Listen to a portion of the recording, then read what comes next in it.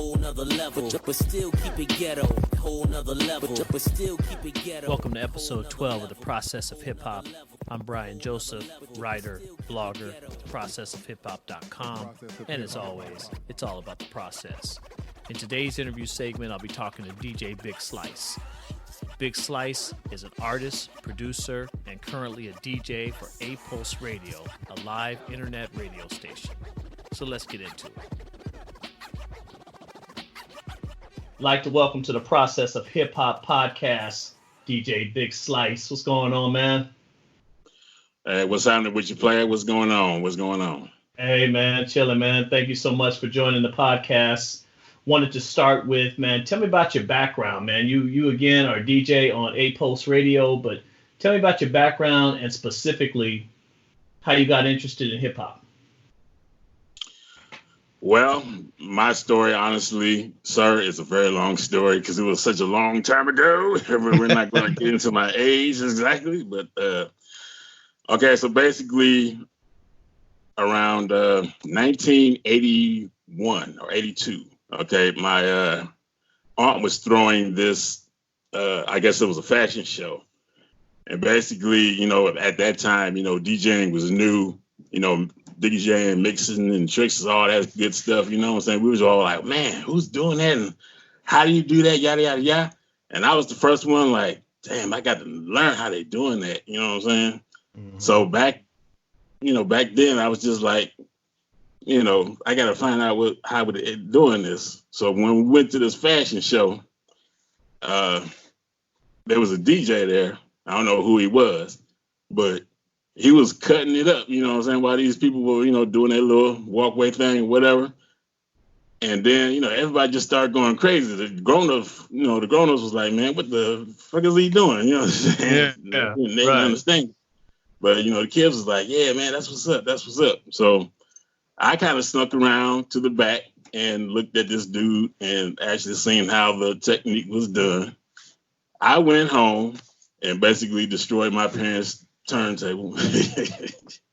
Learning, self-taught how to do the basic scratch. And it just started from there, dude. I got my first equipment in like 1989 after destroying so many people's turntable.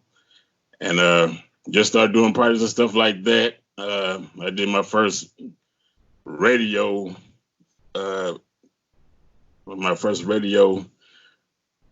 production or whatever, probably like 1987, something like that. And I just kind of went into production from that point. So in 89, just started like meeting a bunch of rappers and stuff. I had my own rap group called Tribe and just producing beats for everybody in Cleveland. I kind of forgot about the DJing for a couple of years because I was so busy making beats. But now, I'm back in the DJ game after falling out with everybody. Right. But you know how folks is, man. Everybody got to be the first out, especially in Cleveland. That's kind of a problem here with crab in the barrel attitudes.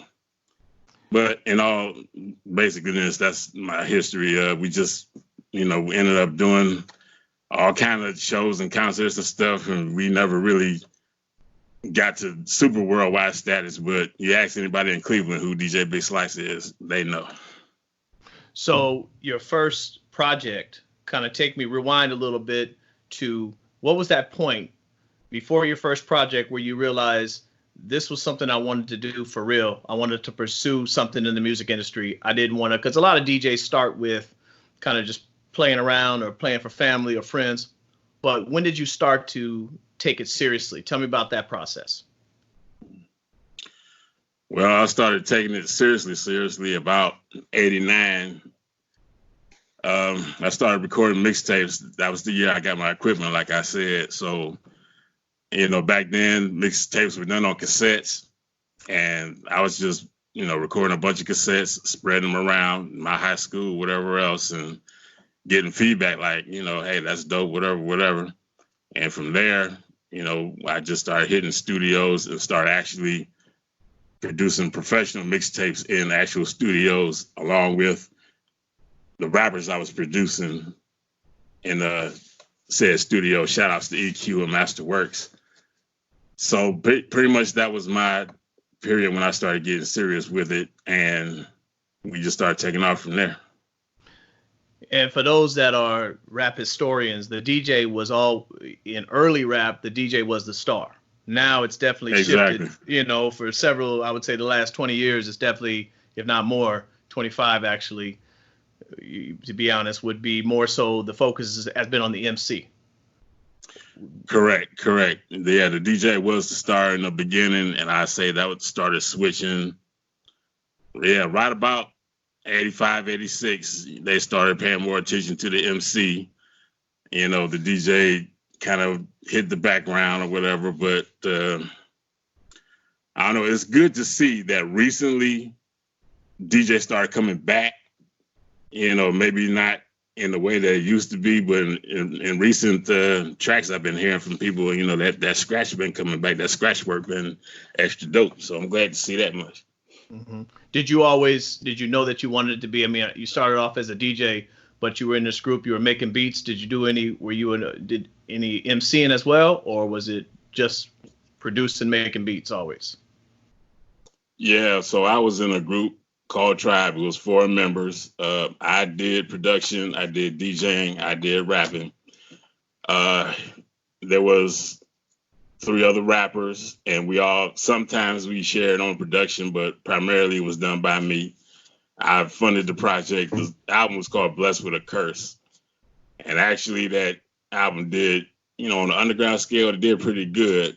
We sorted out the trunk of our car, just like a lot of people did back in them days. Mm-hmm. And, you know, we got positive feedback everywhere we went. Actually, that album was so dope. We never really went on a worldwide scale and nothing until recently when somebody hit me on Facebook from Germany, like, man, are you guys Tribe? Like, yeah.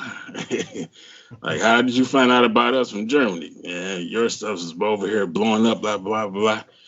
And we sold a bunch of copies to people in Germany recently. It's like, wow. But if you guys want to look that up, we're actually going to re-release that. We released that project in 1997.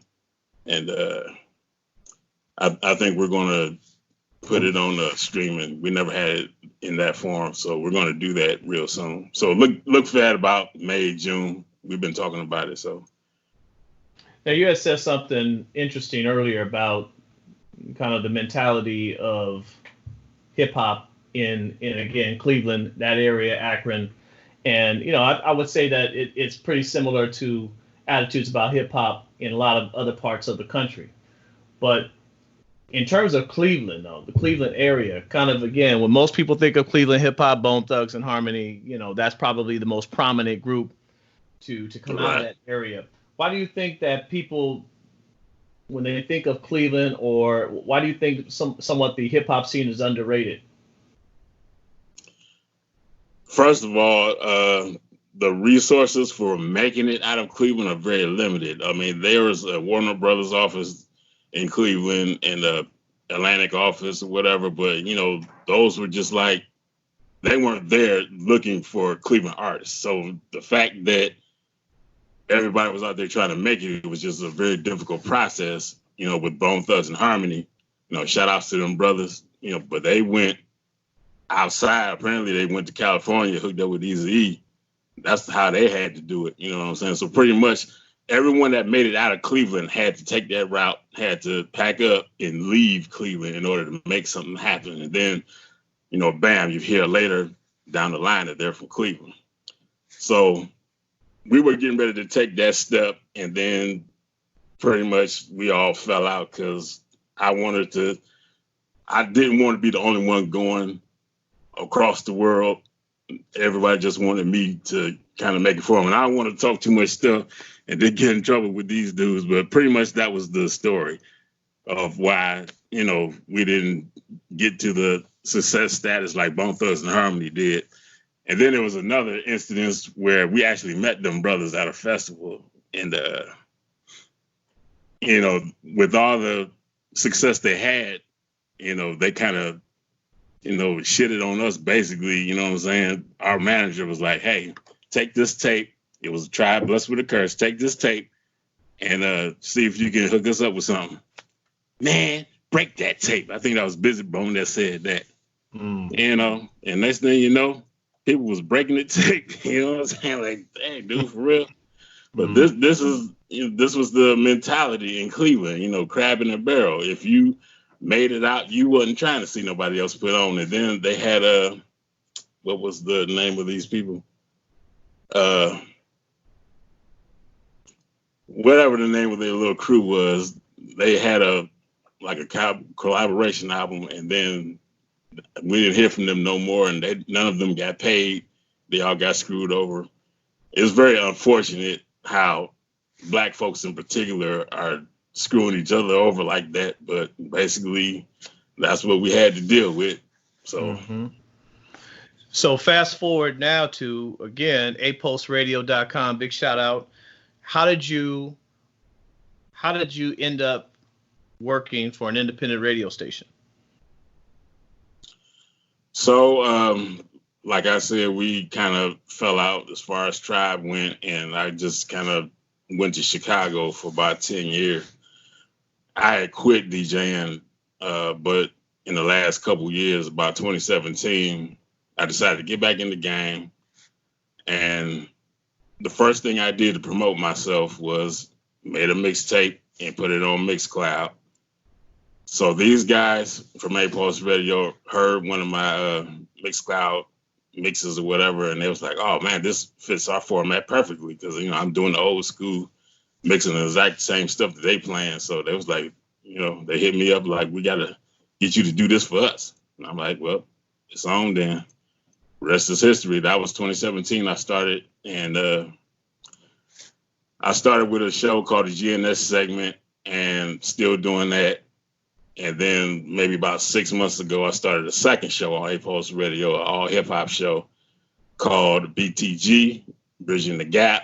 And that's basically an hour of new school and an hour of old school. We just kind of bringing the two schools together, you know what I'm saying, just to try to unify since there's so much division. But the GNS segment, getting back to that, that is a cross-genre show. You might hear anything. One day you might hear hip hop, you might hear jazz, the next day funk, soul, rock, pop, whatever. But you get a smorgasbord of everything pretty much. And I was listening to it today, man. Big shout out to MC Light. You had Kumo D on there, Curtis Blow. Definitely a throwback to that late 80s, early 90s period. Now, since you have experience in production, experience as an artist, and you kind of just alluded to this just a minute ago or so, what do you see as the significant changes in hip hop? I mean, I've heard a lot of people complaining, so to speak, about the direction that hip hop is going, but what do you see as the kind of the causes or the changes in hip hop over the last 10 plus years? That's a good question. So as far as artist wise, okay, so hip hop has always had its two lanes. You had the real hip hop lane, the underground scene, so to say, and then you had your mainstream.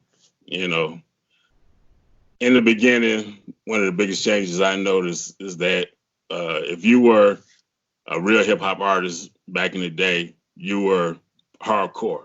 You were gangster or whatever.